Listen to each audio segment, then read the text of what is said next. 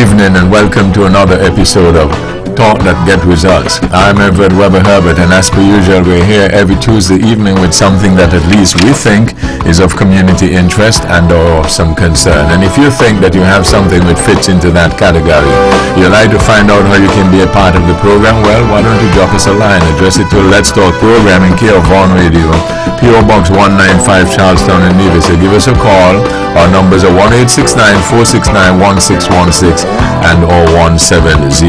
Here's a suggestion. You have a question or comment, perhaps you can get a pencil, piece of paper, write it down so that you're well organized. And when you're getting on the show, you take as little time as possible so that we can accommodate as many of you as we can. We ask only, first of all, you respect yourselves and then respect others, because we will not accept anything we deem that's not within our broadcast standards. But we encourage you to always be forceful with your point. Thank you all again for joining us. Your voice in the community. Talk That Get Results. You can also follow our live stream of this program, video stream, on our YouTube channel at Vaughan Radio and our Facebook page at Vaughan Radio. Thank you all again for joining us. Your voice in the community. Talk That Get Results. Tonight, Pastor Eric Maynard, good evening. Good evening. Thanks for inviting me to be here tonight. And why don't we do this, Pastor Maynard, for the folks who don't remember when you used to be here, putting in your civic duty or expanding your pastoral duties in this medium. Why don't you give us a little background,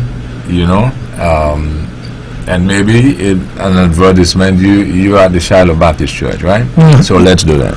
Well, I'm a member of the Shiloh Baptist Church now. I'm not the pastor, but I remember being here on different occasions. It's been a long time since I've been here last, but it's been my pleasure and I guess my civic duty to be on Vaughan Radio, especially when we are having special occasion or when we are having times of difficulties.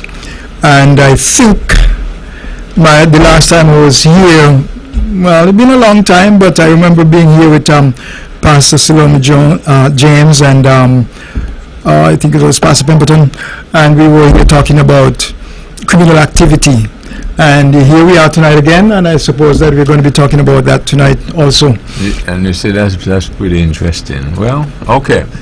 So that's some background, but your church is in Ramsbury. Yeah, Shiloh Baptist Church in Ramsbury, and I started it next month. It's going to be 50 years ago that we were organized into a church. Mm-hmm.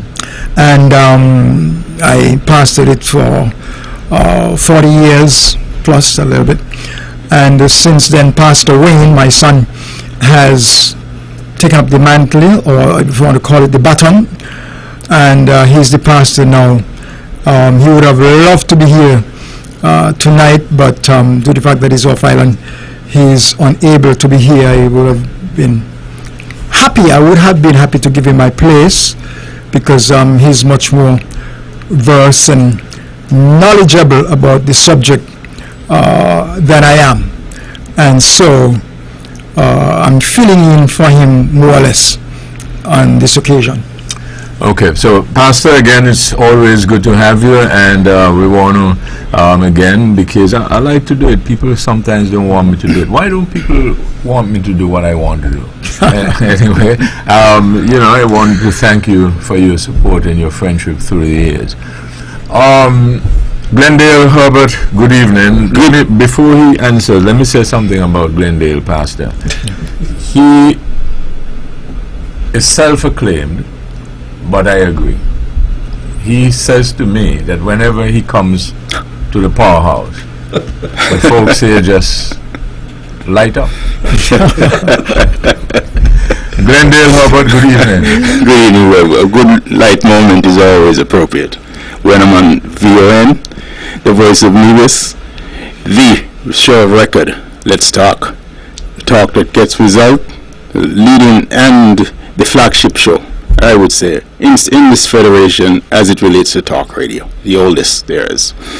And it's an immense responsibility once you appear here on this show, I've been here a number of years, and it's always a great responsibility and a great to execute at the top game here. Our responsibility is to offer the public and to offer a direction. We're here. It's a heavy responsibility because we don't come here to joke. We come here to offer things that are workable in the society.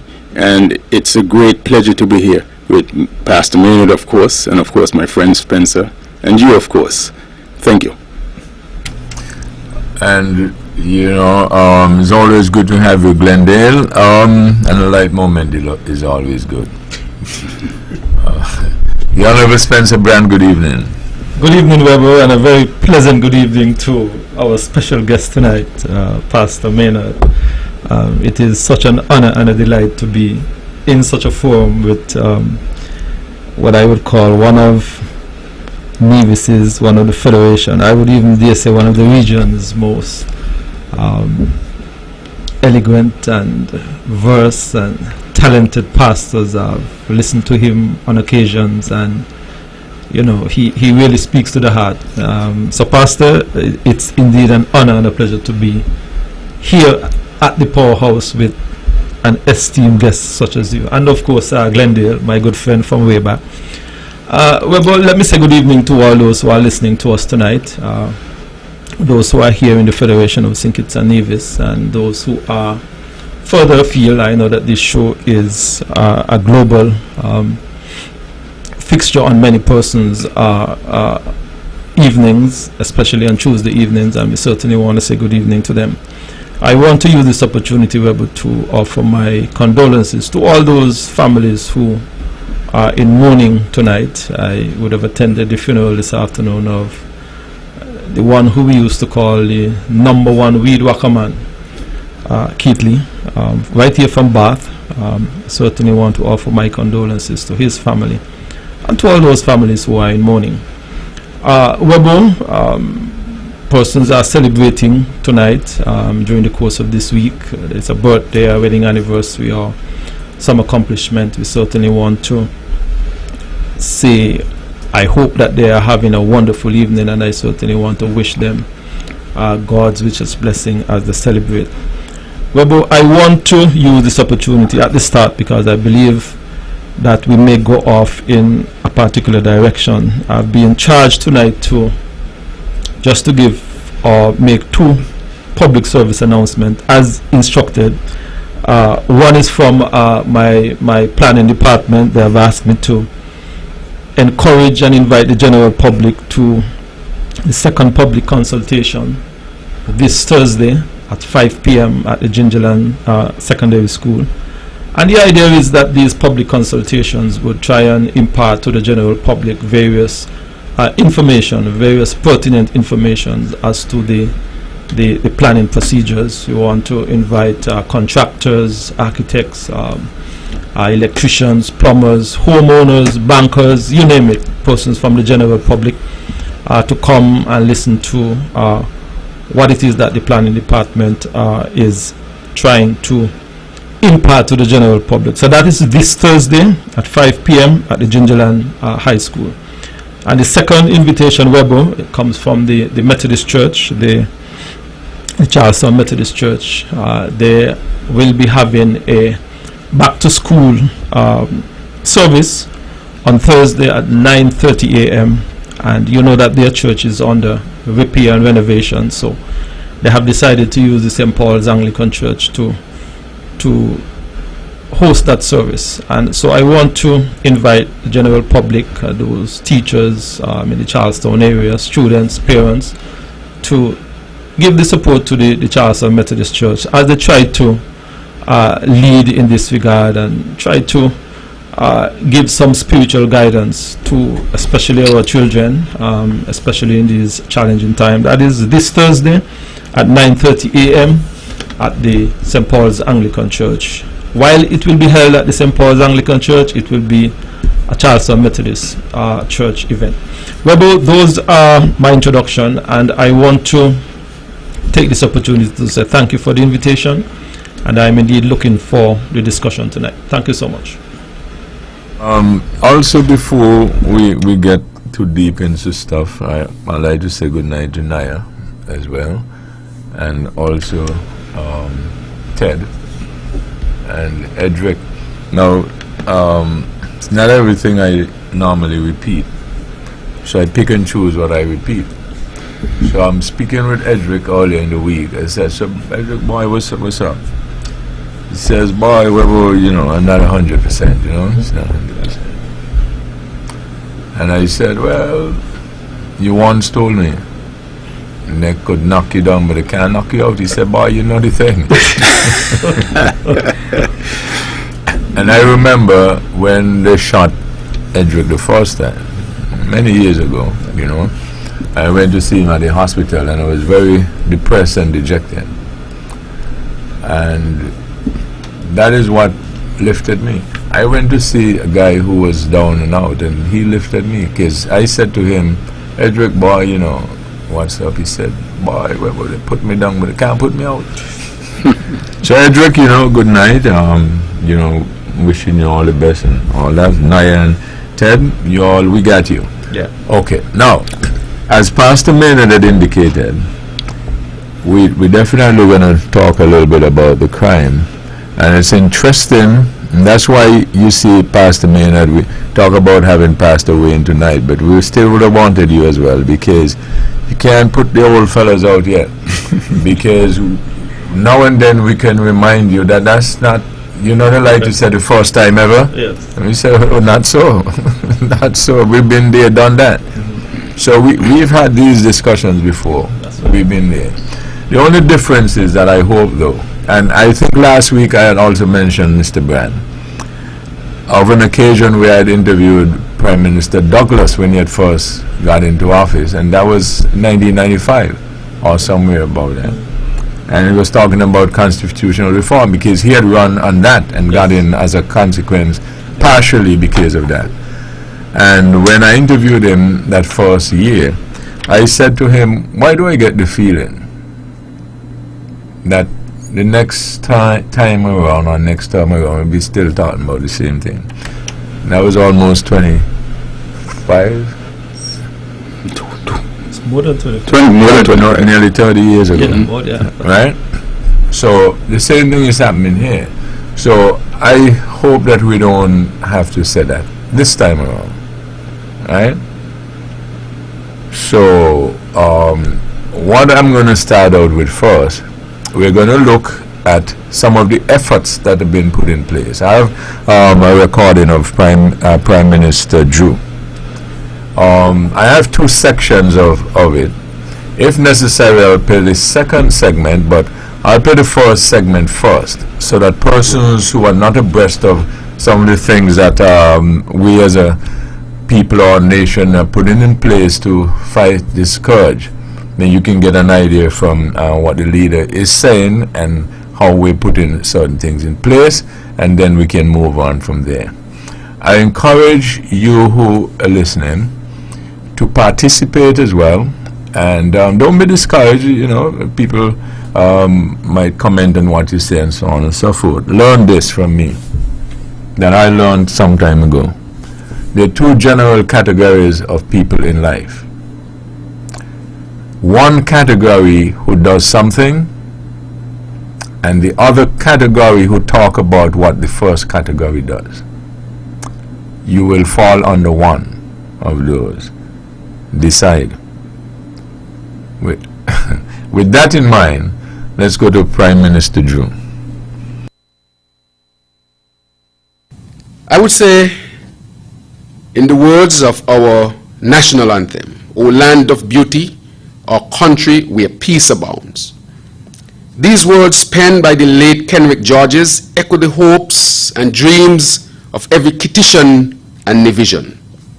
They speak to the tranquility, harmony, and security that we as a people have cherished for generations.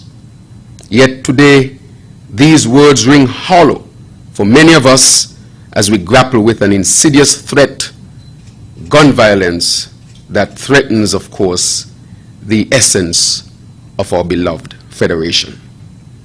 Let us reflect for a moment on what peace truly means. Peace is more than the absence of war or conflict. It is a state of mind, a sense of security, and the freedom to live without fear. It is knowing that when you leave your home in the morning, you will return safely at night. But today, that peace is under siege. Our streets, once bustling with life and joy, are now too often the scenes of bloodshed and despair. The sound of gunfire seemingly seeks to replace laughter of our children as fear of violence looms over our communities like a dark cloud. This has been happening for too long, for too many decades. This is not the St. Kitts and Nevis we know and love. This is not the future we envisioned for our children. And this is not the legacy we will leave behind. As your Prime Minister, as a father, as a medical doctor, and as a citizen of this great nation, I am here to tell you that the situation cannot and will not continue. Violence and crime must be tackled, and be tackled holistically and effectively. Over the past decade or more, we have seen a troubling rise in gun-related crimes, not just here in St. Kitts and Nevis, but across the Caribbean. The epidemic of violence has claimed the lives of too many of our young men and women, lives full of potential, but cut short by senseless acts of brutality. We have mourned the loss of sons and daughters, brothers and sisters, friends and neighbors. And let me say, each life lost is a tragedy, a blow to our nation's soul, because each life is precious. I want to also add that this year, the United States, in its history, for the first time, has declared gun violence a public health crisis by the Surgeon General. So this is a hemispheric matter as we speak. As a father, I understand the fear that grips parents when their children step out of the house. My son, like many of your children, is growing up in a world where the threat of violence is a constant shadow. And therefore, I share your anxieties, your sleepless nights, your prayers for safety. And I grieve with you for every family that has lost a loved one to the scourge of violence, in this case, gun violence. But grief alone is not enough. Anger alone is not enough. We must channel our emotions into action, decisive action, that is coordinated and must be sustained. We must ask ourselves, what is responsible for these senseless acts of evil and acts of violence? What are the solutions to this epidemic of crime throughout our region, our hemisphere? Who is responsible for solving this crisis? And most importantly, what can each of us do to make our communities and our nation safer? So today we gather as key stakeholders in this fight against crime and violence. And you represent the diverse sectors of our society. Today we have civil society organizations, the chambers mentioned before, advocacy groups, community-based organizations, religious organizations, political organizations, and more. Your presence here is a testament to your commitment to building a safer St. Kitts and Nevis. And therefore, I want to thank each and every one of you for your commitment. And I urge you to approach this dialogue with open minds and a shared sense of purpose. This is not a political issue. It is a national issue. It's the only way to tackle the issue of violence and crime effectively in any community or society. So let me be clear. The government of St. Kitts and Nevis is fully committed in its fight against crime and violence. We have made significant investments in our national security apparatus, allocating the largest budget for security, or the Ministry of National Security, in our nation's history. We are providing our police force with the resources, training and technology they need to combat crime effectively. But let me also be clear that while the government can and will provide support, we know that the responsibility for fighting crime lies primarily with our security forces. They are on the front line in this battle, and they must and they will step up their efforts to protect and serve the people of this nation. But they need our support. Our police officers are not just enforcers of the law. They are protectors of our communities. They're the ones who walk the streets, who know the neighborhoods, who interact with the people. They're the ones who must lead the charge against crime with the full backing of the government and the community. And I say to our police officers today that we stand with you. We will support you in every way possible, but we also expect you to rise to the challenge. The safety and security of our nation depend on our courage, on your courage rather, your diligence, your integrity, and your commitment to justice. To our security forces, I urge you to continue building relationships with the communities you serve. Community policing is not just a strategy. It is a philosophy that recognizes the importance of trust, collaboration, and mutual respect between the police and the public. When the community trusts the police, they are more likely to cooperate with law enforcement, to report crimes, and to provide valuable information that can prevent violence before it occurs. In the coming days and weeks, you will see a significant increase in police presence in our communities. We have exponentially increased mobile and foot patrols in crime hotspots, and we have recently acquired new vehicles to assist our security forces in their crime prevention activities.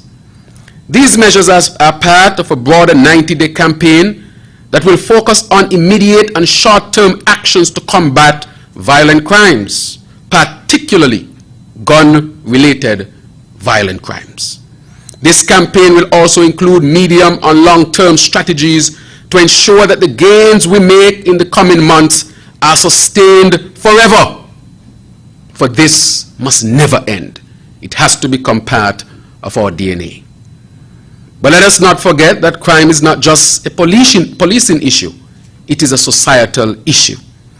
It is rooted in a complex web of social, economic, and cultural factors that must be addressed if we are to achieve lasting security.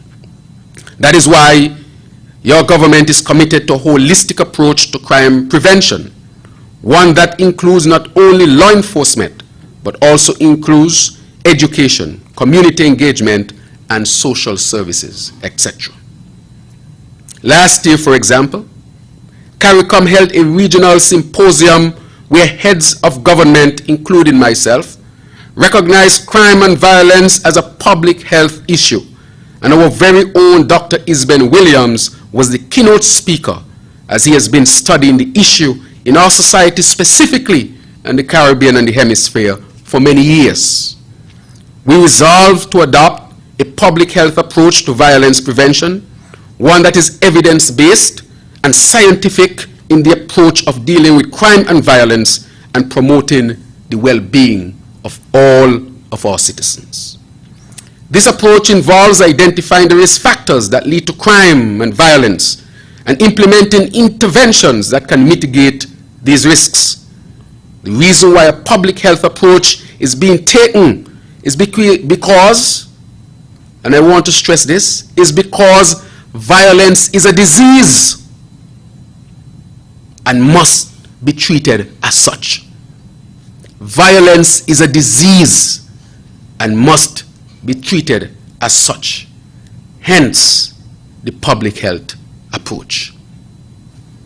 In St. Kitts and Nevis, we are already taking steps to implement this public health approach. We are expanding our educational and vocational training programs to provide young people with the skills they need to succeed in the workforce. We're investing in mental health services to support those who are struggling with trauma, addiction, and other issues that can lead to violence. And we are working to strengthen family and community ties, recognizing that strong, resilient communities are the foundation of a safe and peaceful society. To this end, we will establish a new department of government that will be called the Department of Citizen Security, that will coordinate and ensure the holistic implementation of this new approach. Our 90-day campaign will include a series of national consultations on violence and crime as a public health issue. These consultations will bring together stakeholders, many of you who are here, from all sectors of society to discuss the root causes of crime and to develop collaborative solutions. A number of initiatives and activities will be a key part of the 90-day campaign. But these initiatives will only succeed if we have the support and the participation of the entire community, the entire country.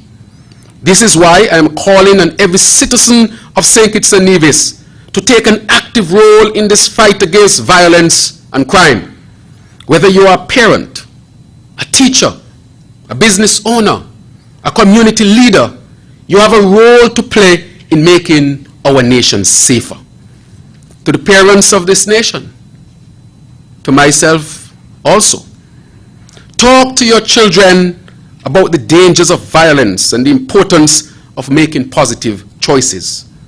Be aware of what they are doing and who they are associating with. Provide them with the love, guidance, and support they need to stay on the right path. I too heed these words.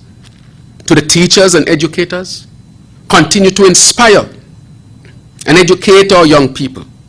Teach them not only academic skills, but also the values of respect, empathy, and responsibility. Help them to see the value of their lives and the potential they have to contribute positively to our society. To the business community, you have the power to make a difference by investing in our youth. Provide job opportunities, mentorship, and training programs that can help young people build successful careers and stay out of trouble. Support community initiatives that promote safety and security and be a partner in our efforts to create a safer St. Kitts and Nevis. To our faith-based organization, you are the moral compass of our society. Continue to preach the values of peace, love, and forgiveness. Provide support to those who are struggling and help to heal the wounds of those who have been afflicted by violence. Why don't we pick up from where the Prime Minister ended with a challenge for Pastor Maynard? You are, in this fight, he has singled out in the last sentence or two, your part. So Pastor Maynard, your response is what? I did not hear that speech before, and some of what he said I have written down here because I spent part of the day putting my thoughts together with what I would like to say tonight. And so I'm glad that you cut it there, and I have a prepared statement that I would like to read in response to what you said. So may I? Sure. All right. I'm reading verbatim. It is heartbreaking to see so many of our young people having their lives cut short through senseless gang warfare. It seems that the government is committed to address the epidemic of gun violence and other violent crimes that have taken the lives of too many young people in our little nation. However, the government and the police cannot do it alone. Everyone should get involved in trying to put an end to this plague. There is a lot of finger pointing, and everyone seems to have his or her own ideas about how to solve the crime problem. Some are of the view that the church need to organize a march and pastors need to speak out against crime. At this point, having a march against crime and violence will serve no useful purpose. Some have gone as far as asking, what is the church doing?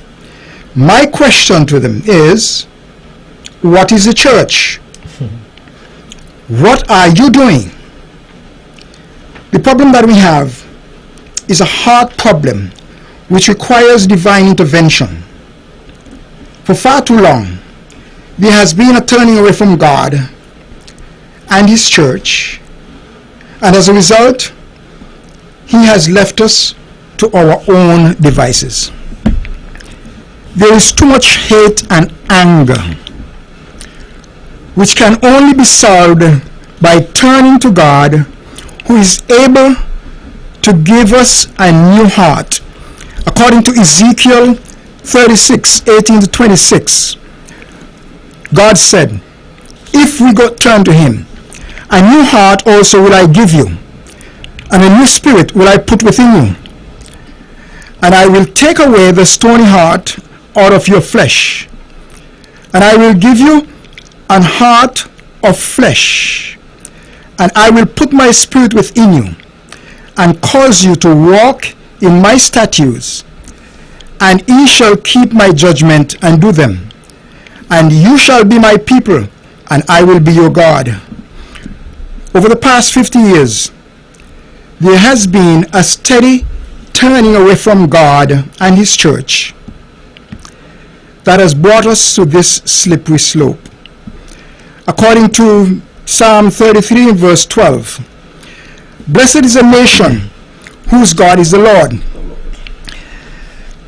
and the people whom He hath chosen for His own inheritance. Behold, the eye of the Lord is upon them that fear Him, upon them that hope in His mercy.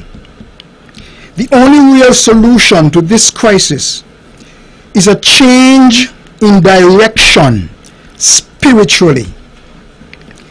The final song you played on morning devotion last Thursday, Mr. Herbert, it says, Lord, I need you in the middle of the night. This song should be the heart cry of every citizen of St. Kitts and Nevis. Lord, we need you in the middle of the night. I don't know if you remember that song you played, the final song before the news last Thursday morning. Could you remember that? I guess you probably would not, but I jotted it down. I wrote it down. I didn't even realize that you were going to ask me to be here, but I said at that moment when you played that song, the final song last Thursday morning, before the 7 o'clock news, I said, this is exactly what St. Kitts and Nevis need. You remember any of the content? Any of the content that you were talking about? Some of it, yeah. The song. Lord, I need you in the middle of the night. Oh, okay. Sure. All right. It's an old song that I remember very well. Yeah. But it brought back memories to me, when you played it and when I listened to it, I said, this is exactly what St. Kitts and Nevis need right now. And I jotted it down, not knowing that I was going to be invited. I was going to be here. I was not sure. But calling for a day of prayer is good, but it is not good enough. We must reach out to the gang leaders and lead them to God. And all those who are involved in gangs, there has to be a right about turn, getting them. It doesn't matter how many organized groups that the Prime Minister gets. They are not going to be able to do anything to these gang leaders and these followers. Only God could change their heart. They must have a change of heart and a change of mind if we're going to get to the root of the problem, because they are infecting and affecting young people and enticing them with money and getting them involved in gangs, drugs, and guns. A lot of people talking about the guns coming in. Listen, guns don't commit crime, you know. It's the criminals who use the guns to commit crime. And there is no way that government is going to stop these people from getting guns. And so we have to get them to change their heart and change their mind by leading them to God. Glendale. The Prime Minister really stepped up into his delivery. The 90-day plan seems holistic, an attempt to at a comprehensive solution that's been offered. The idea of bringing civil society, business community, and the political arm of the country, the policymakers, in terms of putting together, knocking together heads and trying to come up with a solution is a good thing. I think what's, in my mind, singularly what's really important, because most of the crime that's being carried out, it seems, is coming from the male section of our community, and young males, from what we're gathering. And the gangs are pretty much festered with young males. That's basically who the main core of these gangs.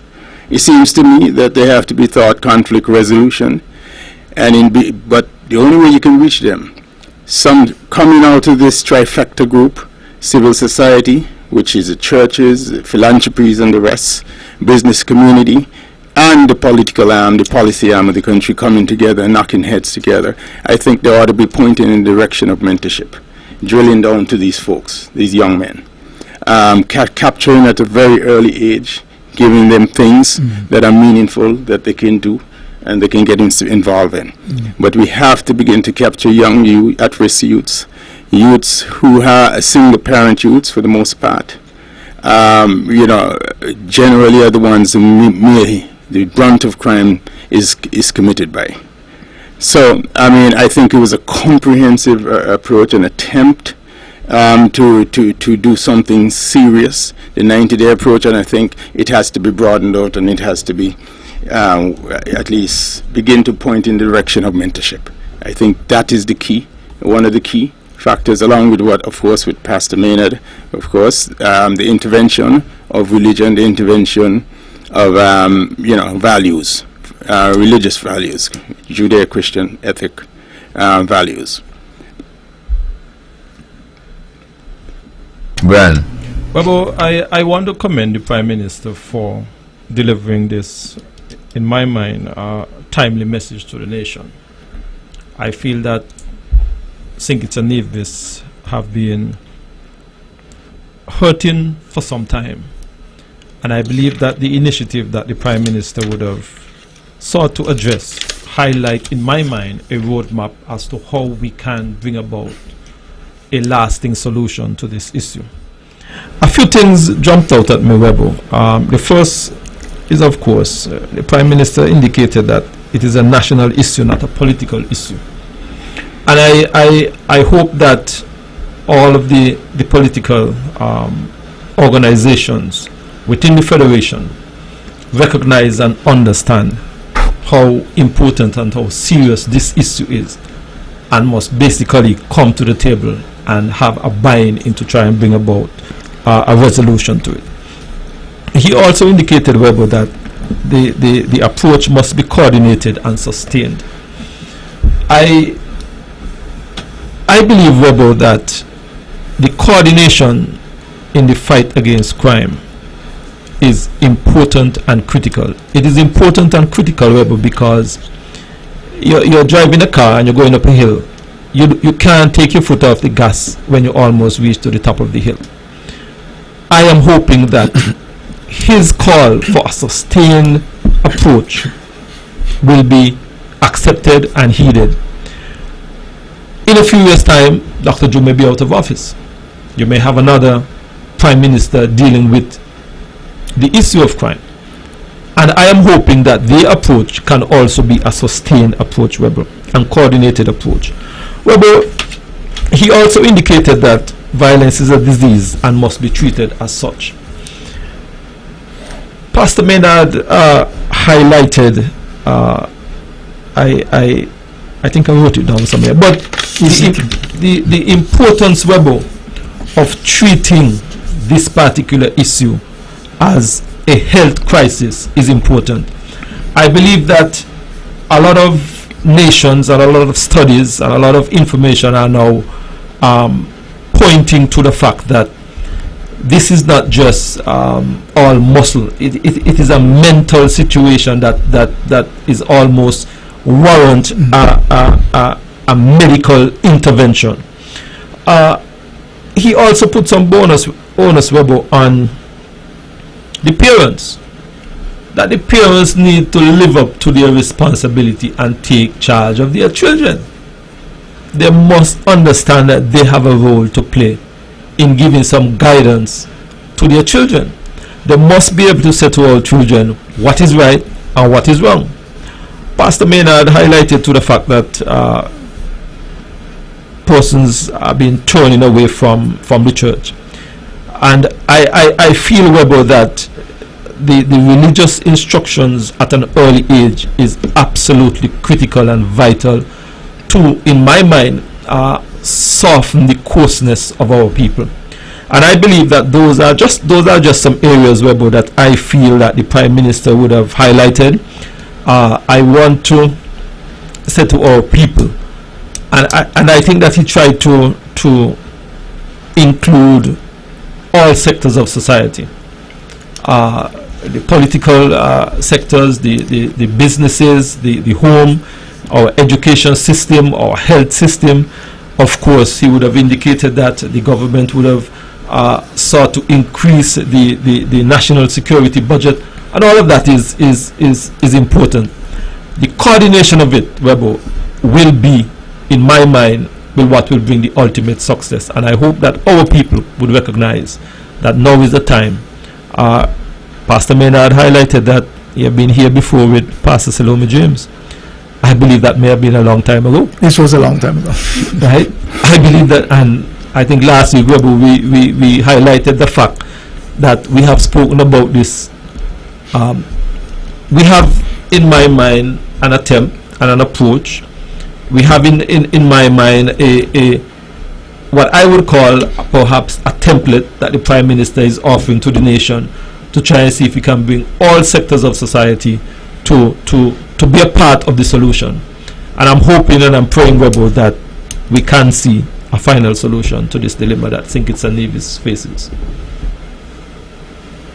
Yeah, I find it real interesting because just like Pastor, I've been around a while. Yeah. And we've had a lot of these discussions. And in some instances, I find that of late on the different topics, I've been borrowing the Nike logo. Just do it. Just do it. And I said that I don't think that had to be successful. And last week, I put a challenge to the panel. And I'm going to put the challenge again to see whether or not I was able to change any hearts or any minds or any thinking. And Pastor Maynard, let me ask you this. The Prime Minister, at the end of what we played, had suggested that part of, not the whole thing, but a part of the solution or the role belongs to the pastors, correct? Yeah. The question is, that I asked last week, was whether the pastors knew,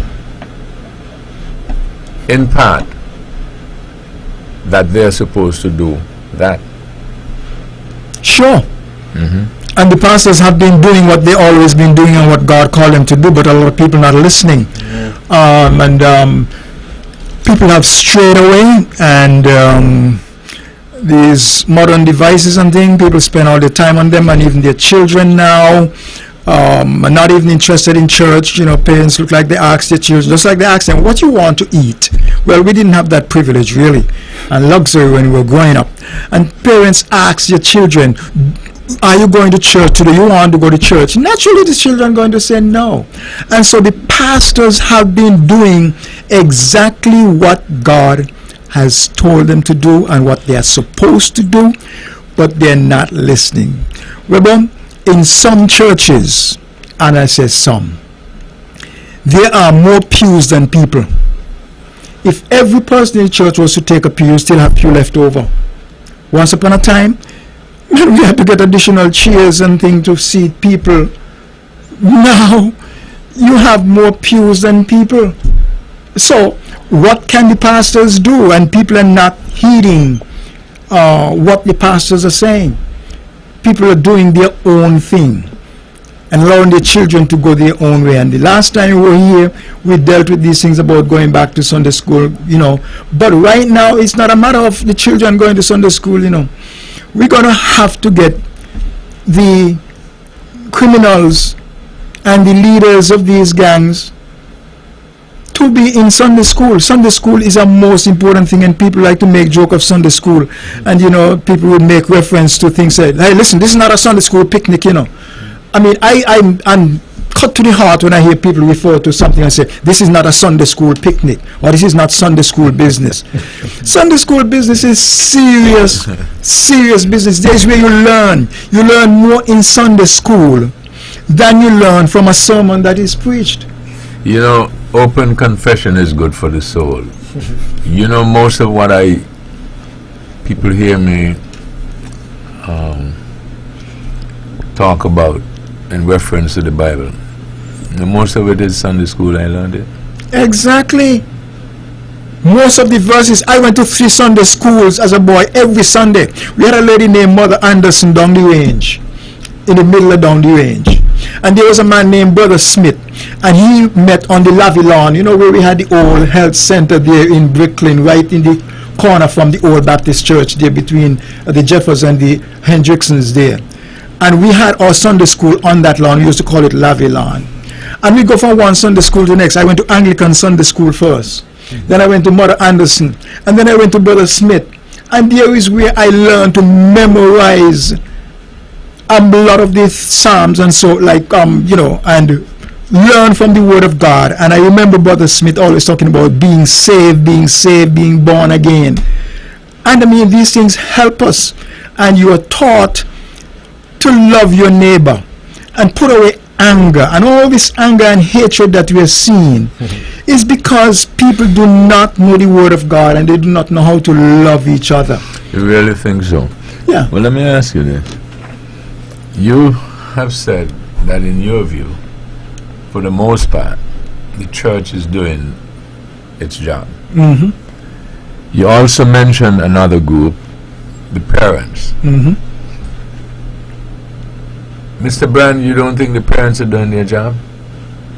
Well, honestly, not to the extent that I feel that I think that they can do better. I honestly feel so. Definitely. Okay, so the pastor says, for the most part, Yes. his view is that the church is doing what God instructs. Correct, Pastor? Yep. He also said that people are not listening. Right. But he said they're doing what God instructed them yes. to do. God will deal with that, you know. Because when Paul was on the road to Damascus, Exactly. he wasn't listening. And when he was ready, God made him listen. Exactly. So Pastor is right. He's doing what he is supposed to do. Okay? Now, the parents you're submitting you do not score the parents the way pastor has scored the pastors. Webbo, I am saying that they can do better. Everybody can do better. But Yeah, well, let me ask you this: the parents are getting a failing grade. And when we said that nothing is 100%, meaning that we're not, when you answer, I don't expect you mean everybody, but we're talking about the majority, right? So you think? Well, I want to look at it, not so much that we want to say that the parents are getting a failing grade. I want to put it in context. I think that we are now living in a society where we are seeing and we continue to see an increase in single parenting, and it has been something that has been done through the ages. Let us not say that it is something that is in isolation. Always. It has been something that has been around for a long time. I feel, Webbo, that one of the challenges that we are now seeing many parents, many single family, they are basically trying to ensure that they can provide 1, shelter, 2, food, 3, trying to ensure that all of their bills are paid. So there are challenges. So it appears, Webbo, that I don't necessarily want to say that and nail them to the cross and say that they are getting such a bad failing grade. I believe that there are so many different challenges that it is at times becoming perhaps overwhelming for some parents. And we are seeing, Webbo, and I think last week we spoke about the support of the fathers to the home and to these children, that I believe that can also bring some value to how our children are being raised. So it's a complex situation for the parents, and I feel that while they are trying to do their best, there are times where I feel that some can do a bit better. Yeah, Brian, I've been having, in law and in court, they have something called a sidebar. Yes. Yeah, I've been having a little sidebar here. Because I think that's part of the problem. We have a society that does not want to accept when they did not do well or they fail. If you had tried your best and you did not get a result, man, you failed. You've had parents who said, I did what I thought was the best. The results did not indicate that. Right? So until and unless we come to grips with that, and once we continue to making excuses, because you see, you ever heard a prime minister through the years announce a double salary? Nobody ever did? Of course. Yes. And each one who normally starts out by justifying the double salary. Agreed? How hard the civil servants are working and stuff like that. You agree with that? Mm-hmm. And then by the end of the speech, they start cussing, so they must produce. They're not producing and stuff like that. Am I correct? Not everybody has the courage like me to say it, but that is true. Not correct, Mr. Brand? Well, yeah, you're correct. Yeah. Okay, but not everybody have the courage to say it. You agree with that? Yeah, that is true. Okay, so reconcile that for me and see whether or not that is not the society that we have. Glendale. I do believe this trifecta program that the Prime Minister is sort of settling on, the 90-day program, by pulling all the stakeholders, the 3 major stakeholders, or if there can be any other more that's added to the 3 that mentioned. I do believe, like I said, we are talking about parents not taking on the responsibility, the full responsibility. And I do agree they don't, for the most part. I mean, we can see the social decadence that occurs around us, the breakdown in society, the fact that Pastor Maynard can say if the attendees in church on Sunday, if each one were to take a pew, there will still be benches left over. And to me, that's alarming. It shows how the disconnect is continuing, and the gap is beginning to get wider and wider. I do believe those parents though, particularly single parents, like single mothers.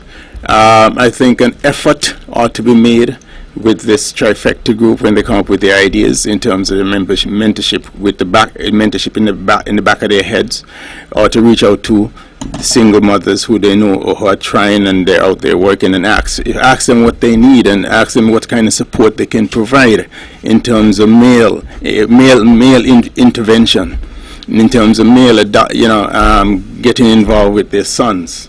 I do believe that ought to be part of it, because again, absent, and I say Spencer and the rest of the panel, I do believe that parents are not doing an adequate enough of a job.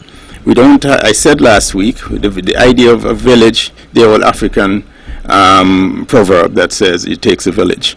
We don't have villages anymore. We're having communities, and that goes with people are more in the ascendancy in terms of property ownership and all this sort of thing, and putting up walls. Now you don't even know who lived 2 doors from you anymore.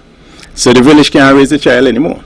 So, now it has to be a cooperative sort of thing that, everybody putting their arms around it, all hands on deck sort of thing. And that is what we are attempting. And I think, again, the responsibility lies at the feet of parents. Particular, I would say, again, it has to be centered at single mothers. That's where I believe the genesis of a lot of this is.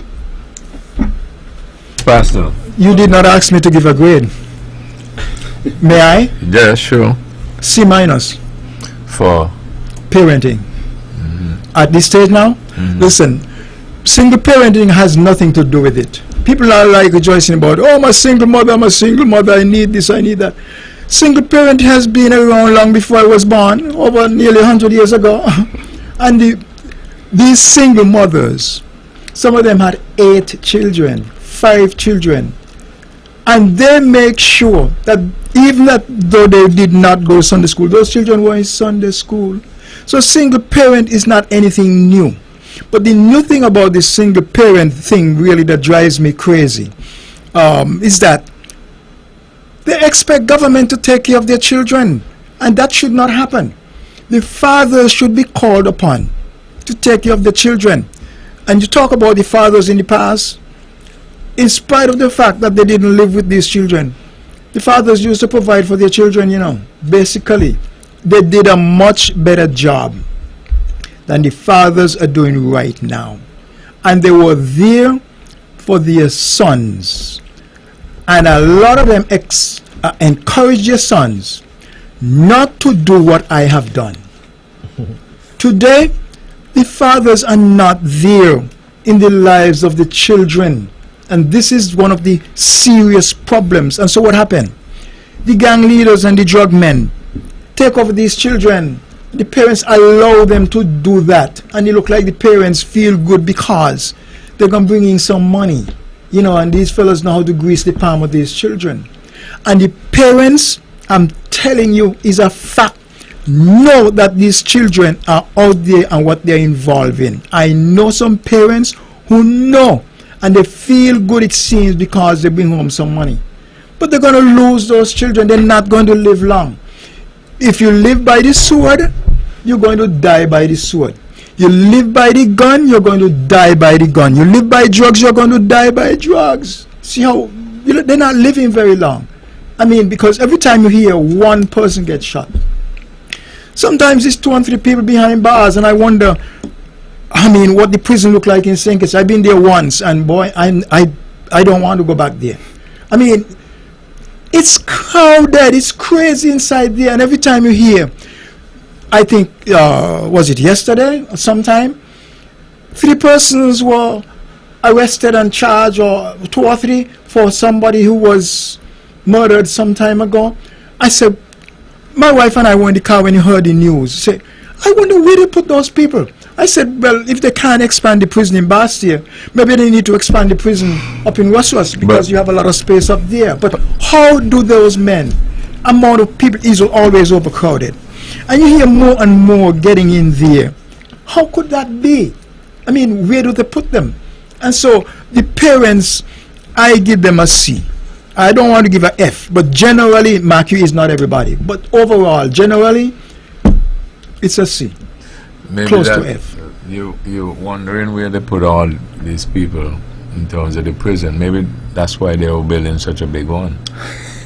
Yeah, it is necessary, really, that they build a prison. I mean, it is inhumane in that place.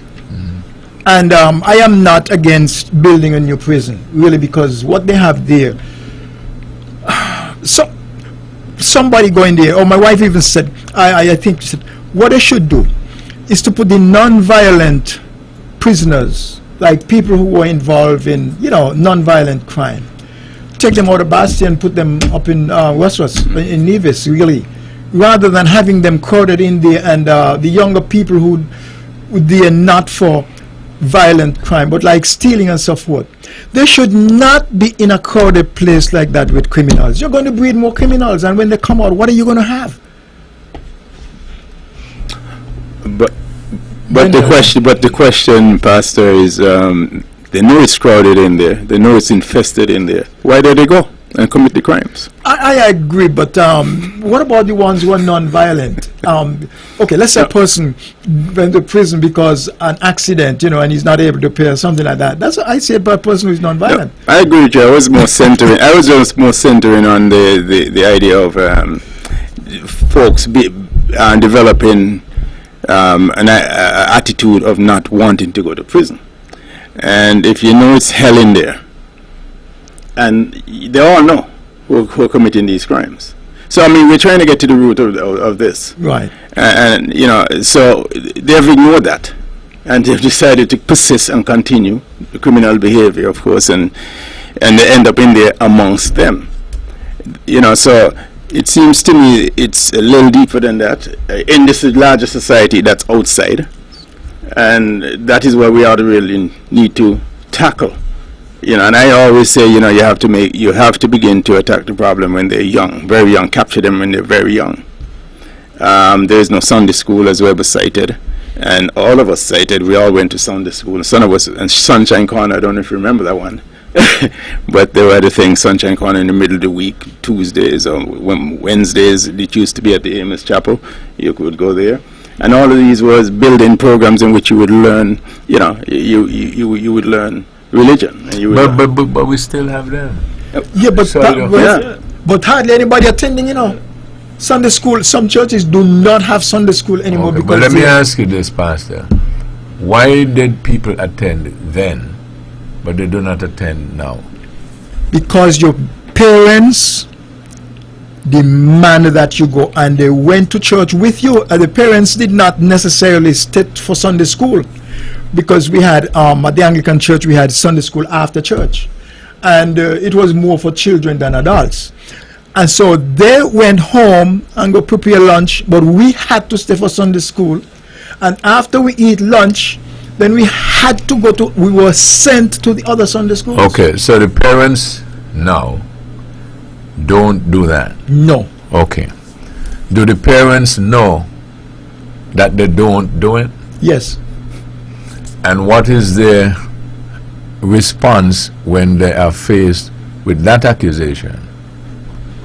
With what? The accusation and not sending Right. churches? We have a problem in part because the kids are not getting that instruction, because you are not sending them to Sunday school or making sure that they go. So I'm sure that they're faced with that. So the question is, what is their defense? They say that the children say they don't want to go. but these are facts. I hear parents ask children, what do you want to eat? What? What do you want? They want chicken and chips. They want KFC, and they want all this type of nonsense. We did not have that privilege. We did not have any choice. You ate what was given to you, and we got to get back to that, where parents let the children know that you do not have a choice. This is good for you, that is not good for you. And they're going to come up with the money, and then they're going to say that they don't have any money, but they're going to come up with the money to buy it. You have 2 or 3, well, these days no more than 2 children, someone, but then they have all these expensive devices. And they are on social programs, and their children have the most modern cell phone. I can't afford to buy a cell phone like what I see some of the children have.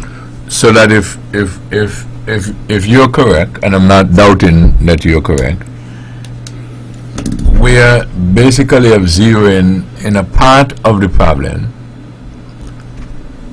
but we pretend that we don't know then.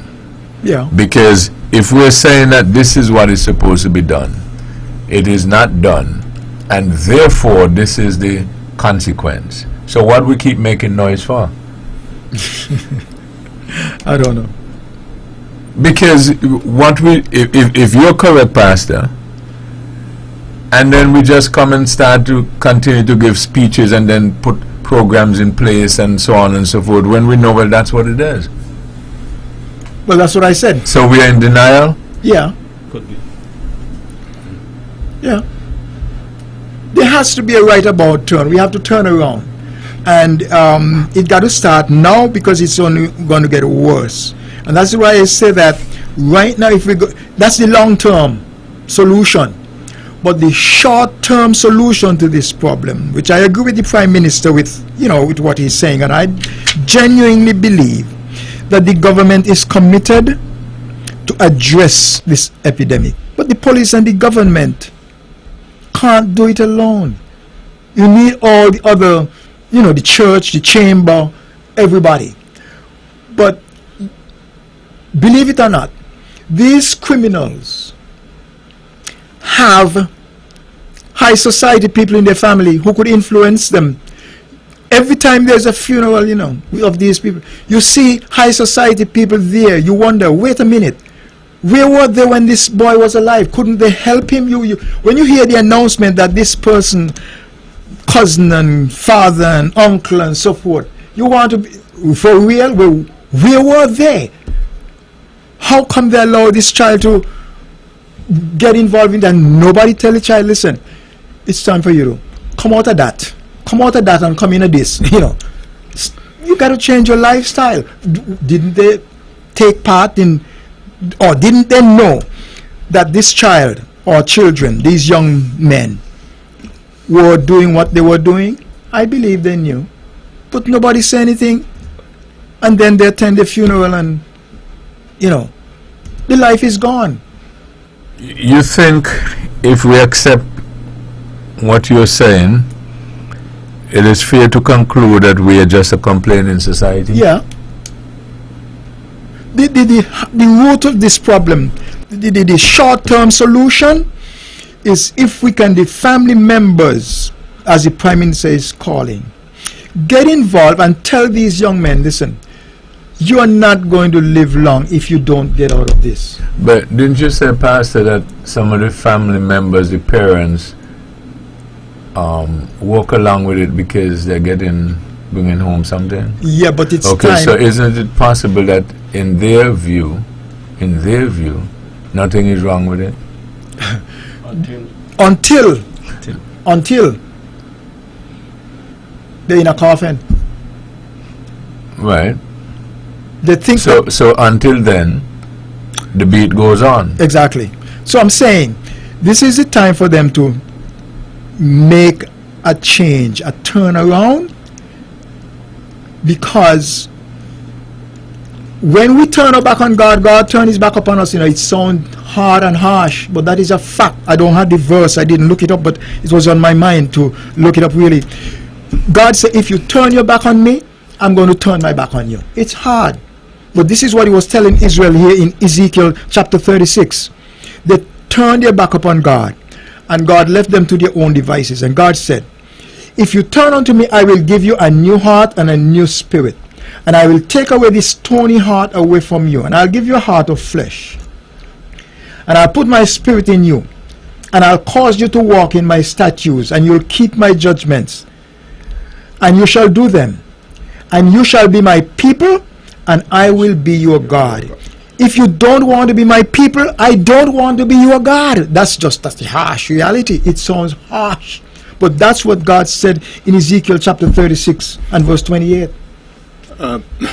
Webbo, Glendale earlier asked the question, how do we get to the root of this? And I think around the table, we recognize that the church has a role to play. Our education system has a role to play. The various community organizations, the government, and I believe, Webbo, that the approach that the Prime Minister has outlined, in my mind, seeks to pull all of these various entities together to try and answer the question that Dendale has asked. How do we get to the root of this? And I think, Webbo, while we try to get to the root of this, Pastor Maynard made an important point that perhaps in all of the efforts, perhaps people are not listening, or they are not hearing. It's either they're not hearing or they're not listening. But I think, Webbo, that for us to really turn the corner, as Pastor Maynard indicated, for us to really turn this thing on its head, I believe that people have to start to listen.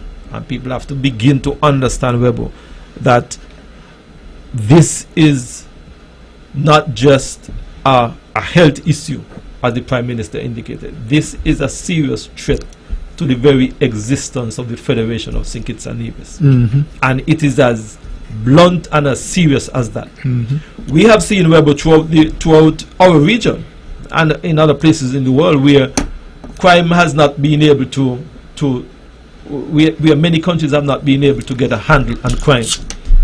And the country literally have just gone into chaos and confusion and so on. The standard of living has fallen to an all-time low because of crime. And I think, Webbo, that we have a situation here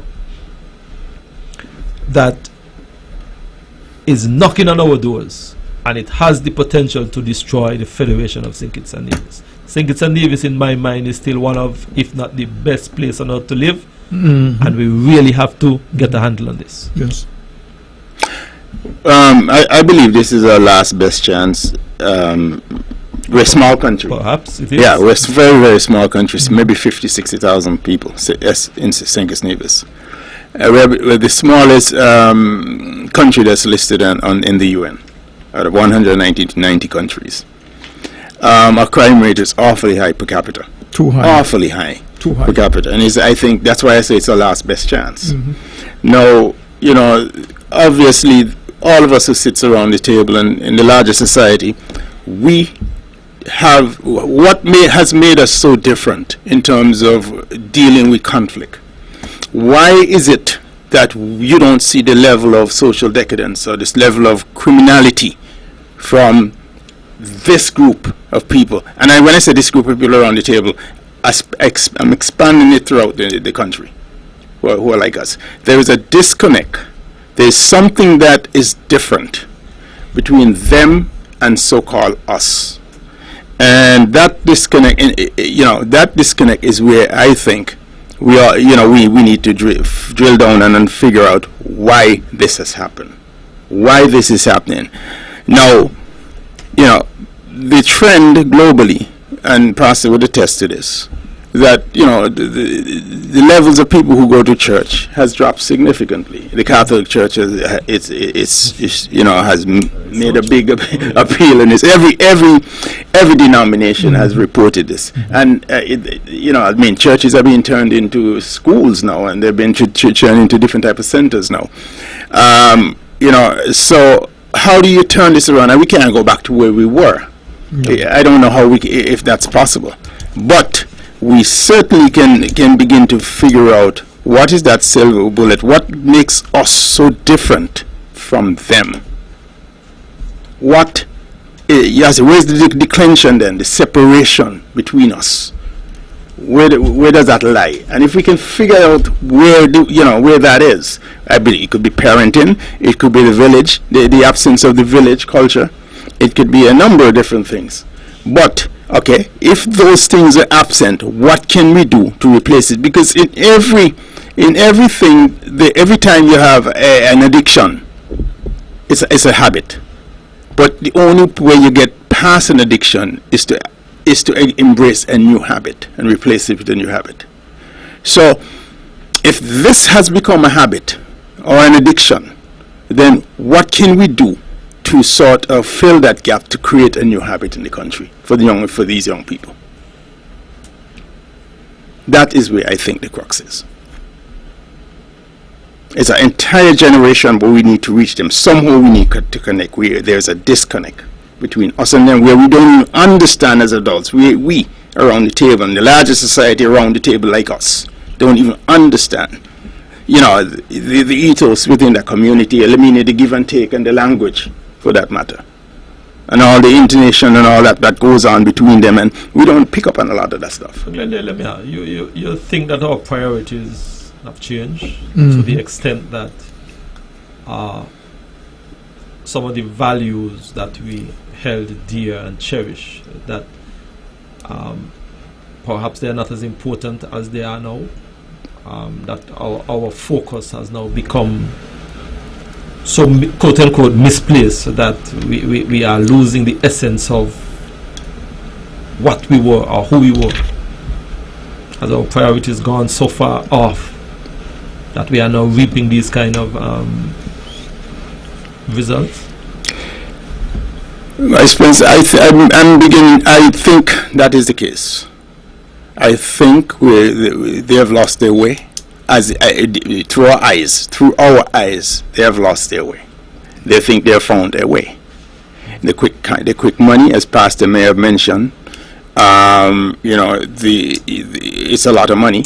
A lot of times, kids run into a lot of money. I don't know if you guys have this experience. A young kid coming out of high school gets a job. You have high aspirations for a kid because he's bright, but he get a job and he got distracted. He don't want to go to college. No, the fast money, gets them derailed. I'm using the same scenario, and gets them derailed, and they get caught up in this culture, the gang culture, and which kind of drilling down deep, they get caught up in that. It is synonymous, just like the kid, a good kid, brilliant kid, who don't want to go to college, get a real job, whether it's a little better than McDonald's. I just use an example. But they're thinking they're making this money, they can buy their sneakers, they can buy their goodies, and they don't want to get off that treadmill to go to college. And again, like I said, you put some cash in young kids' hand, and drug culture and gangs are much like the mafia. You don't get out. Because once they get you induced into criminality and they get you to do certain acts and whatnot, you're on the hook. Because they can always blackmail you, chat you out to the police, or rat you out rather to the police. And there's so many ways they can blackmail you, so you're on the hook forever.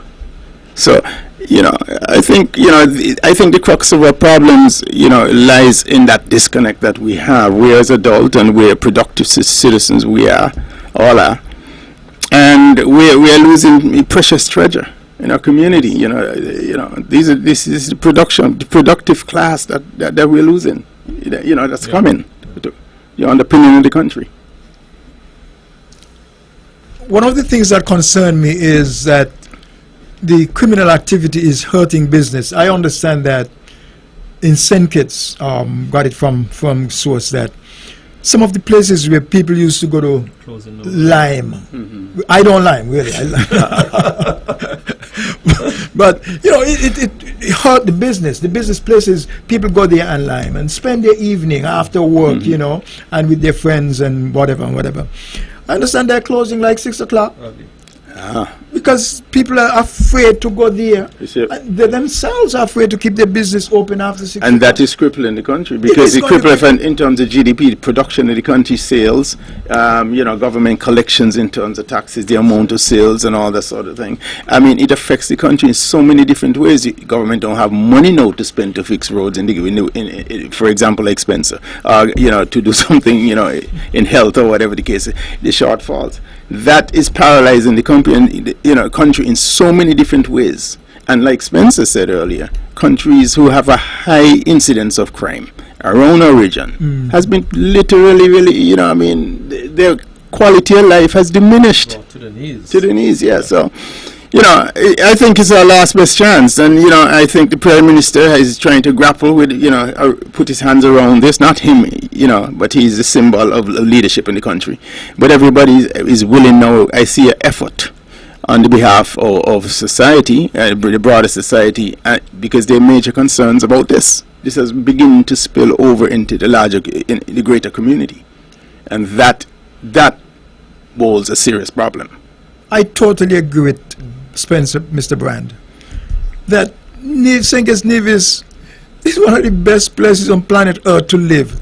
And a lot of people like Mr. Brand and I don't see any place in the world that I would want to live. Years ago I saw that, and I purposed in my heart that I am not living anywhere else on planet Earth. I've been to so many places. I've been to England, I've been to so many islands of the Caribbean, I've been to so many places in the States, Indiana, New Jersey, New York, North Carolina, Florida, Virginia, and I don't see one of them. As a matter of fact, I said I've been to New York a couple of times, and the last time I've been there I said goodbye. I can't tell you, about 20 years ago. As a place I don't want to go back. I don't think God intended for anybody to live there. I can't live there. Why are we going to ruin a place like St. Kitts and Nevis? St. Kitts and Nevis is a wonderful place. And these young men, somebody need to tell them, listen, you all are destroying this place. This is one of the most beautiful places on planet Earth. Let's take care of it. Let's change our direction and do whatever is necessary. And like I say, it's going to need a spiritual change. And if we could get the young men away from these leaders of gangs and so forth, I think they too would have to wake up and make a change in their lives. But I think the family members are going to have to encourage their their young men to get out of that. It's not a good thing to be in. Webbo, I think that we are almost at a crossroad, really. We are at a crossroad where I am hoping, Webbo, that the efforts that the Prime Minister have outlined and the initiatives that he has put on the table, that the finger pointing and the blame game will not necessarily come into play. And there's an important reason why I said that. Because I think, Webbo, that if we get into this finger pointing and blame game scenario, then the cooperation and cohesion and collaboration that I think that is needed to remedy this problem may not be forthcoming. So I'm really hoping, Webbo, that all parties may not necessarily be pointing any fingers at each other. I think that we have a real problem. It is a clear and present danger to St. Kitts and Nevis, and I think I totally agree with Glendale that this could very well be our last good best effort to remedy this problem. I want to appeal, Webbo, to all stakeholders across the board, governments, opposition, political groups, the business, church, school, everybody, to rally on this particular cause, because I believe, Webbo, that if we fail this time around, that the outcome could be so catastrophic that St. Kitts and Nevis may not be able to recover from it. It's as serious and as dire as that, because the economy of Nevis of St. Kitts and Nevis is very much under threat as well. Yes, there are businesses that are closing early. There is that fear in the community. There is that fear for business persons. There are certain businesses that I know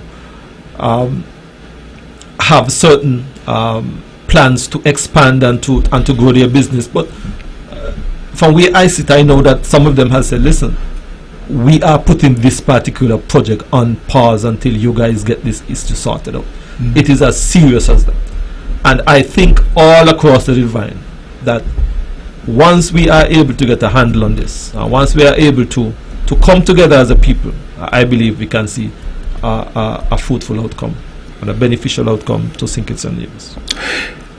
One of the things investors look to, and I'm sure everyone would bring me out in this one. Security and safety. And safety. Yeah. And investors look for good democracy, of course, along with all these things. I just want this can be more dire, and I don't think we can paint it more graphic and much more than how Spencer just painted it in terms of the implication of criminal behavior in terms of murder. It's the highest level of criminal behavior you can get to. And with our high rate, that is not a driver for any economy. And even you with properties, out there, your values will drop because you would not have buyers. The amount of buyers in the market, meaning people who wants to buy, is not there. It's a supply and demand issue. Your values goes down. People walk away from properties. I mean, this is not a pretty look. In a small society, like I said, per capita income, our numbers are ridiculously high, and again, this is a major appeal throughout society that we all now have a responsibility to get all hands on deck. All of us needs to be involved. If you see, report, and not just report, but show up if you have to give evidence. Well, Webbo, I'm happy that Glendale touched on that aspect of this whole scenario and this whole situation. I can't recall hearing in the Prime Minister's address and perhaps it might have been a deliberate omission from his address. The safety and protection of witnesses. I believe as well, Webbo, that there is also that fear of persons who have seen and have heard and do know and are afraid to come forward. I also think that is also a critical component in the solution as to how we are able to bring perpetrators to justice. And the courtroom is a place where you have to prove your case beyond a shadow of a doubt, and that can only be done with hard evidence. And I think that, like I said, I believe it may have been a deliberate omission on the part of the Prime Minister, and I believe and I hope that too is an area where would be given some serious and great consideration in ensuring that whenever someone comes forward or is willing to give the necessary evidence, that they are protected, that they are, I know that the court would want to see, hear, and feel, so to speak, but at least that they are put in a kind of environment that they themselves are very much protected.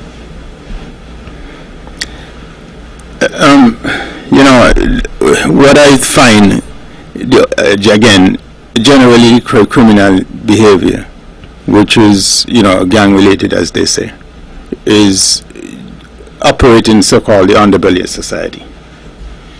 And, with that, the thing is, how do you make people who operates within the underbelly of society aspirational young people? How do you, when I went growing up, I mean, we had sports, myself, everywhere, Spencer, I'm sure Pastor Maynard, all of us had sports, we played sports, we had, we're aspirants. We had aspirations to do something. Some of us wanted to be doctors, some wanted to be lawyers, whatever they wanted to be. But we were an aspirational group of people.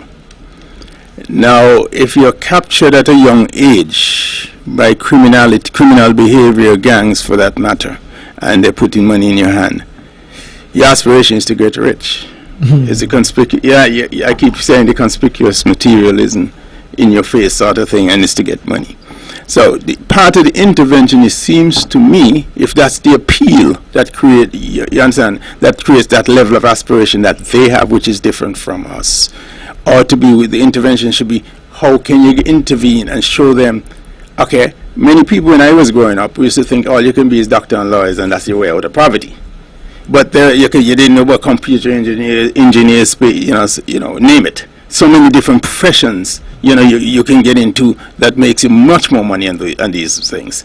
It's a matter of exposure and exposing those youths, may I say, those young people, to all the possibilities that are out there. We're a growing country.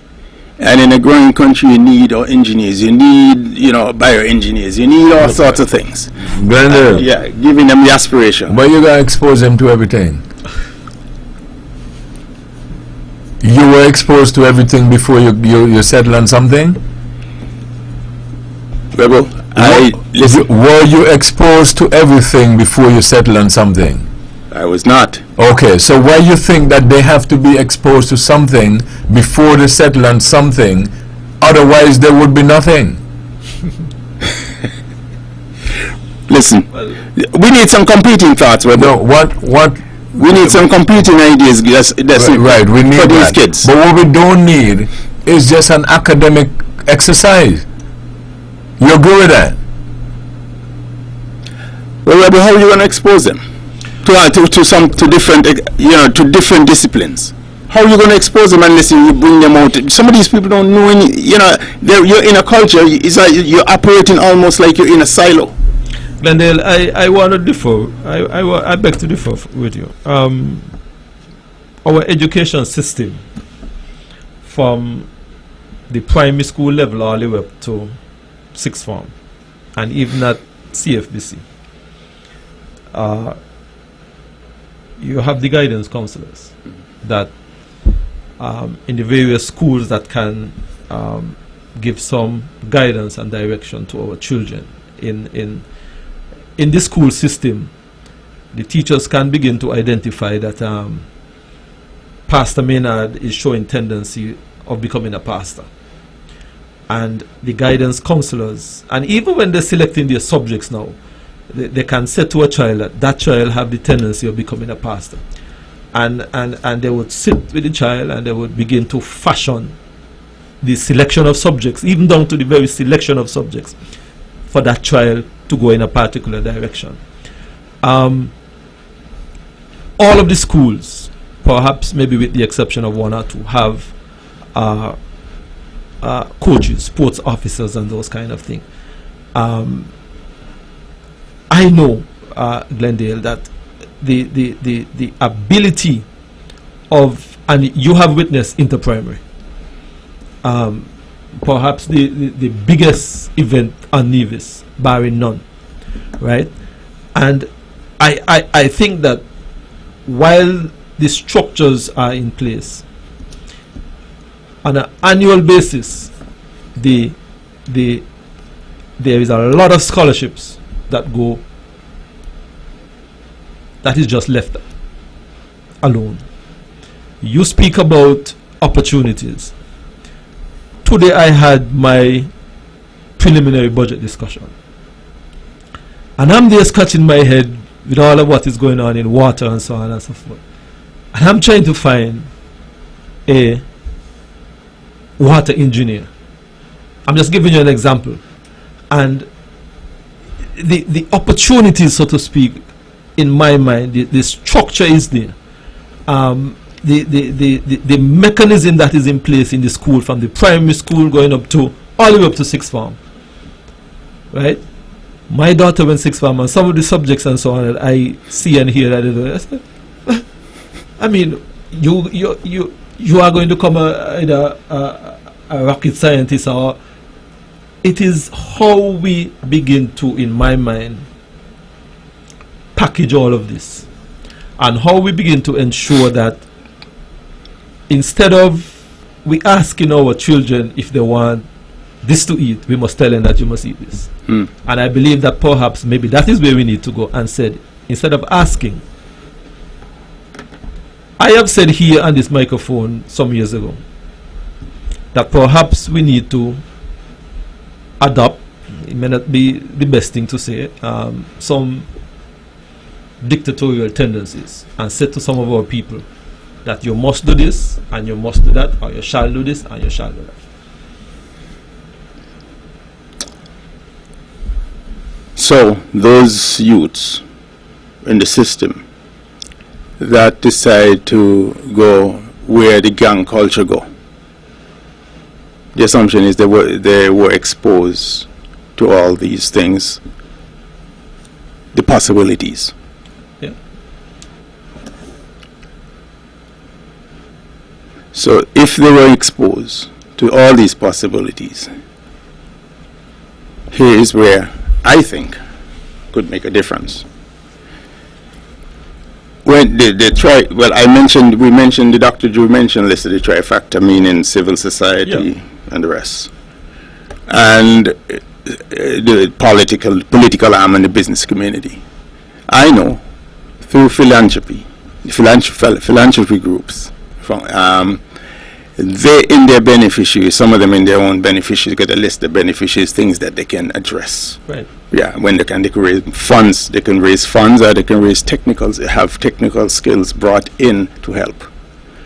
So maybe at times, maybe it's through this whole intervention, these may become more viable if you have more, let's say, foundations, so as opposed to businesses, because they can raise money outside to do a lot of this sort of thing. Businesses will help financially, but again, the technical skill part of it, in terms of bringing technical skills, they can. Philanthropy generally, that's what they do. They go and source the technical skills in terms of giving support, and giving support to kids, or giving support to whatever is needed in the society. So, Glendale, this approach, basically, all hands and all options are on the table, and philanthropy, technical, everything is on the table, because I believe that the roadmap that is going to come out of all of this consultation and the 90-day consultation period, there must be a roadmap out of this, and it must include all of these kind of things. Absolutely.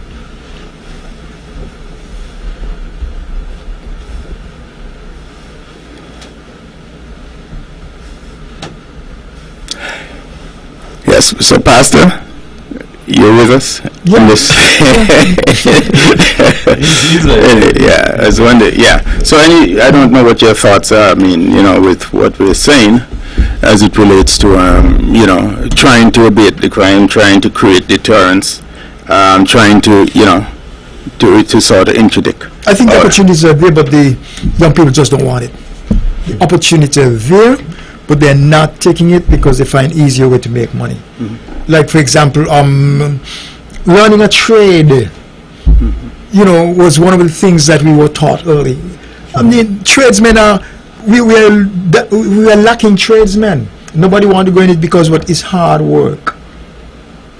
And for example, I wanted to be my father when I stopped out of school. Father, so what you intend to do? I said, I want to be a mechanic. He said, no. Go learn a trade. Back then, learning a trade was either carpenter or mason. Yep. And he chose for me mason. He didn't ask me. He went and asked a contractor if he could take on my son. And he came back on a Friday afternoon, went on his donkey from Brick Hill to Gingerland, and came back and told me, this man said, come to such and such a place Monday morning. And boy, I thank my father for that. Now I know why you're so handy. He didn't choose carpenter, he chose mason for me. And I thank him every day. I thank my father for not encouraging me, for telling me that I'm going to be a stonemason. I never did regret it. But hard work. Nobody want hard work these days.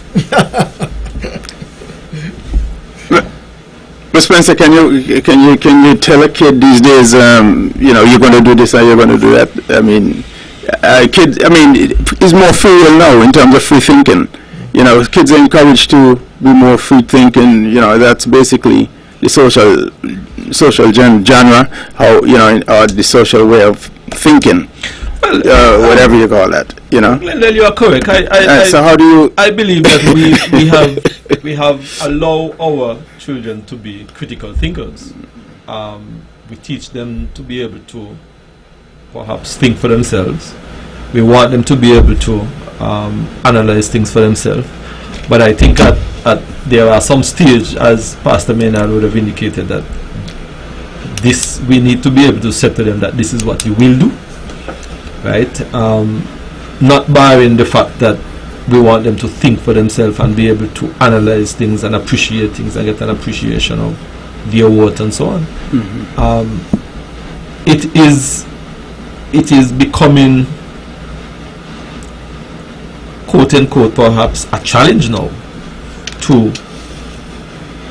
for those kind of practices, because our children, with all of the distractions, with all of the Pastor Maynard spoke about all of the gadgets and so on, their focus is something that is also of concern to me, right? But I think that they are at a stage, we're talking about Pastor Maynard was back in the 50s, 60s, 70s. We are in the 20,000s and 2000s and so on. Things that may have taken 10 years to get to. People are not that patient anymore. People want it. So here's the $1 million question. Yes. You think that we need to lower our expectations? You think our expectation is too great? Because that is where it is at. No, our expectation. Because if we don't expect a certain standard or certain thing, then we won't be disappointed if we don't get it. Not correct? It could be a fair analysis, Webbo, but you run an institution here and you have set a certain standard and a certain level of professionalism.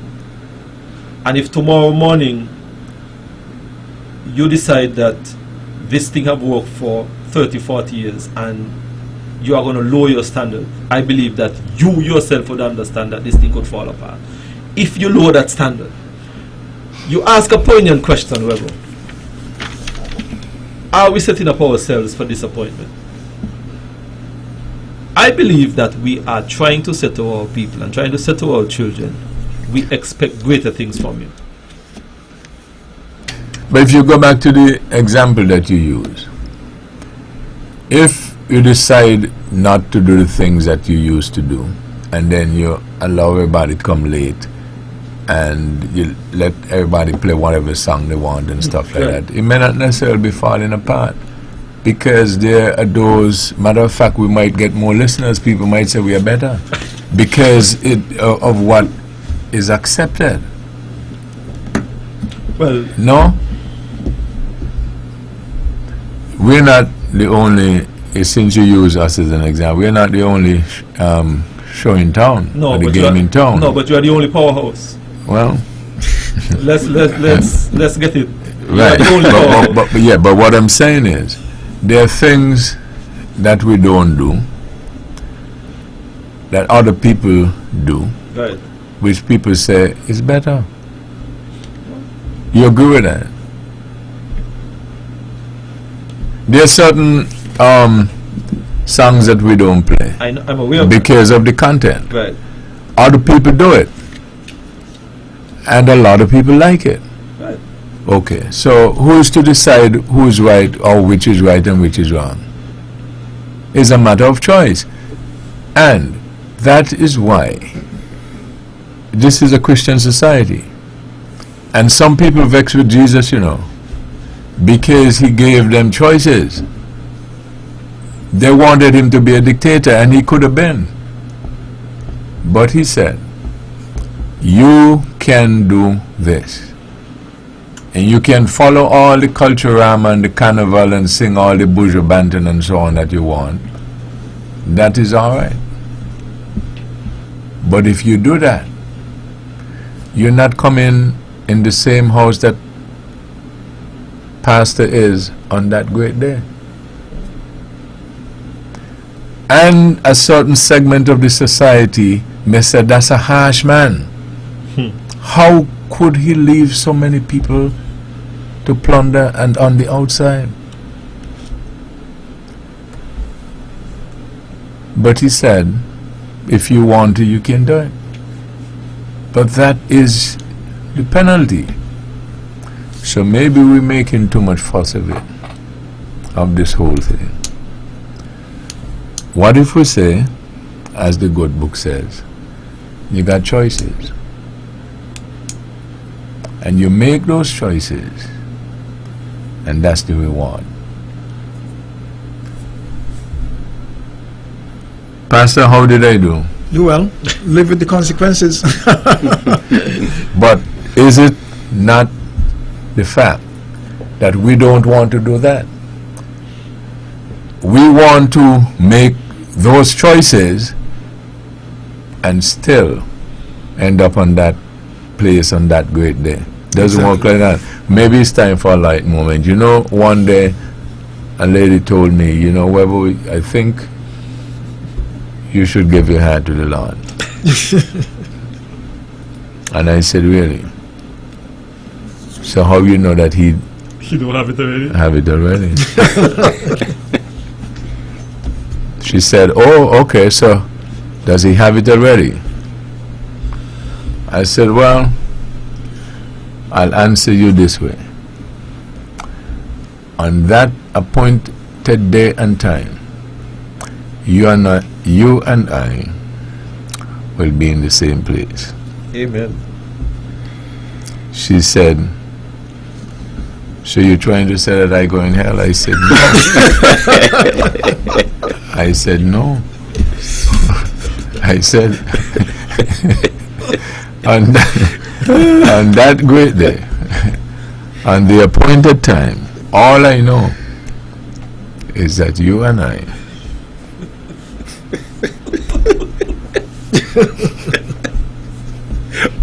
want to know how you're sure about that. That she and you will end up at the same place. The same way that she was bold enough to say, I need to give my hand to the Lord.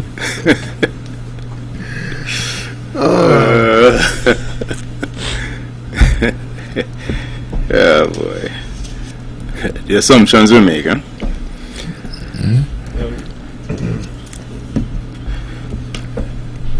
But at the end of the day, you know, again, the reason why everybody is stepping up now, and from the Prime Minister and beyond, is because it's become an alarming problem, and we want to preserve what we have. So, at the end of the day, we seemingly are the ones who wants to see the outcomes we want to see. We on this side of the ledger wants to see and shape the country in through our eyes and the way we view things. And you know, we can manage our expectations, like you're saying, but at the end of the day, it comes down to our side of the ledger, the decision makers. About the upside of solving this far outweighs the downside of it. I believe that it is within our best interest. It is within the growth and development of St. Kitts and Nevis. It is basically within the sustainability really of St. Kitts and Nevis to find a good and satisfactory outcome in this dilemma that we find ourselves. We cannot really pass this on to the next generation, really. I believe that the issue at hand now demands an all hands on deck approach. And I think that if we are successful, and I'm hoping and praying that we will be and we can be, then I think that at this point in our history, in time, that the next generation will have something favorable to say about us. Politics, community, pastors, church, school, everybody will find a favorable chapter. We have to solve this issue. We have to solve this issue. I would like to encourage everyone to, all of us, look in the mirror, look at ourselves and ask ourselves, what contribution are we making to the society to make it better? And what can we do to help those who are, or those who have lost their way, I would say, those who, the criminals, and to get them to get out of that and to change their lifestyle and give God a chance in their lives and to turn the situation around and to make St. Kitts and Nevis a better place, the best place on earth to live, or else we are going to lose our way. And as Mr. Brand said, Glendale said also, this could be our very last chance, really, to save our island and our federation. You think, what if someone argues we're making too much fuss of it, of where we are? How can we? I mean, things are real bad. For people to be afraid to go out and enjoy an evening at a particular establishment, like someone made specific reference to the strip in St. Kitts, where people used to go to line, that people are not going there anymore because they fear for their lives. So you can't be making too much an issue out of it. Things are real bad. In a little federation, almost want to call it an island, but a little federation like St. Kitts and Nevis. And here we are, still in the third quarter, and we have lost 25 to murder. That's far too many. You think about the amount of people being murdered and things that are happening in the United States. We don't hear much about it. Why? Because it's millions of people. But down here, when you only have about 50,000 people, and here 25 murder, we become the murder capital of the world. So we cannot be making too much an issue out of it. It's a big issue. You think that everybody's just waiting on somebody to do something? I don't think so. I think that what happened is, for too long, we have allowed the criminals to dominate and have their way. And we let them run away with the children.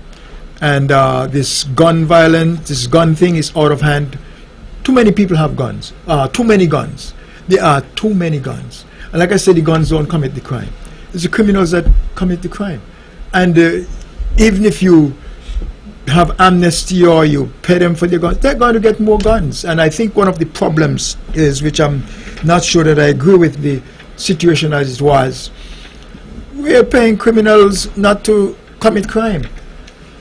And I felt as though that the government should have had a record of every person, I don't know how they did it, who got that money, and know who they are, and have police take out at them at their residence, wherever it is, 6 o'clock every afternoon, and watch their every move. I understand it was $30 million a year. Who got that money? Everybody who got a part of the money.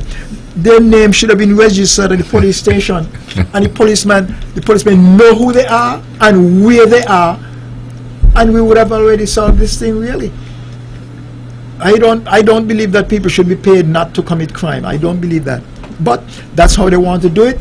But I don't think that it did serve the purpose, because here where we are, apparently they're not getting enough, and so they start killing again. And so this is going to be a never-ending cycle. Some people think that the present government should be paying them more money. What about those of us who live honestly, and we're not committing crime? I don't think it was right. That was the way they wanted to do it, but I don't think it's a workable situation. That's the last word. Pastor Eric Maynard, the Honorable Spencer Brand, Glendale Herbert. This program repeats tomorrow at 10 o'clock following the VON News Minute. Join the Honorable Mark Brantley tomorrow evening at 8 o'clock for On the Mark. Join Keith Scarborough on Thursday evening at 8 o'clock for Government at Work, a place you can spend all of your evenings right here in the Eastern Caribbean Spa House. Thank you all again for joining us. This is your voice in the community. Thought that get results. You all have a wonderful evening.